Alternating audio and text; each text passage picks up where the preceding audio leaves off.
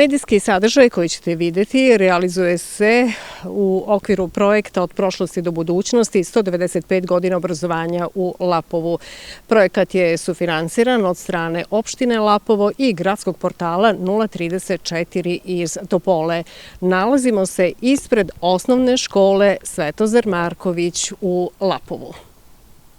Anđela Petrović je učenica 8. razreda osnovne škole Svetozar Marković u Lapovu i ova učenica postiže brojne uspehe na različitim takmičenjima.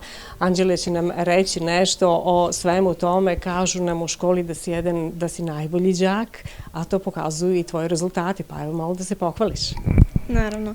Tokom školovanja sam učestvovala u mnogim takmičenjima iz više predmeta.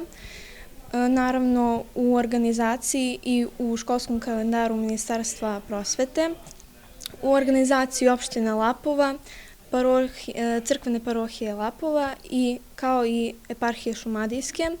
Takmičim se od 4. razreda i postigla sam zapažene rezultate na takmičenjima iz matematike, srpskog jezika i književnosti, iz biologije, iz tehnike i tehnologije, fizike, istorije i likovne kulture i umetnosti.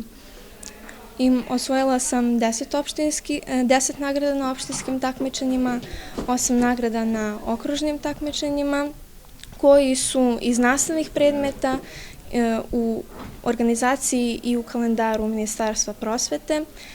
Osvojila sam takođe i 7 nagrada na republičkim takmičenjima za likovne kaligrafske radove i za inicijale na konkursima Dani Nikole Tesle, Dani ćirilice i umetnost pisma kaligrafija.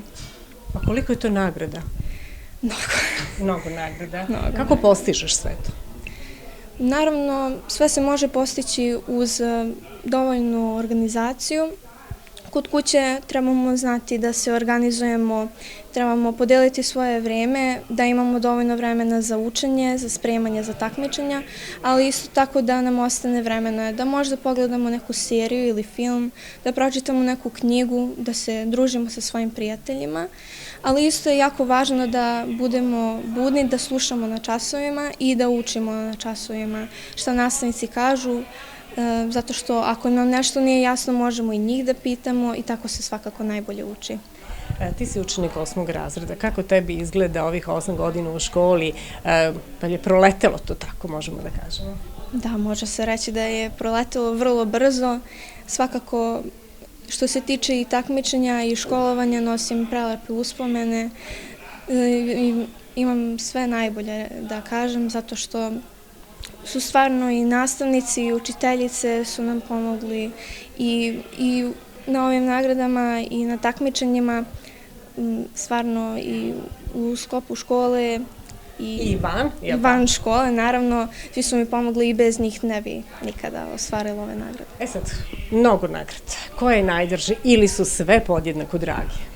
Naravno, sve su podjednako drage, ali isto su mi važne, naravno, nagrade koje sam osvojila i na republičkim takmičenjima, zato što je to najviši nivo takmičenja koje mogu da dostigne, koje deca uzrasta u osnovnoj školi mogu da dostignu.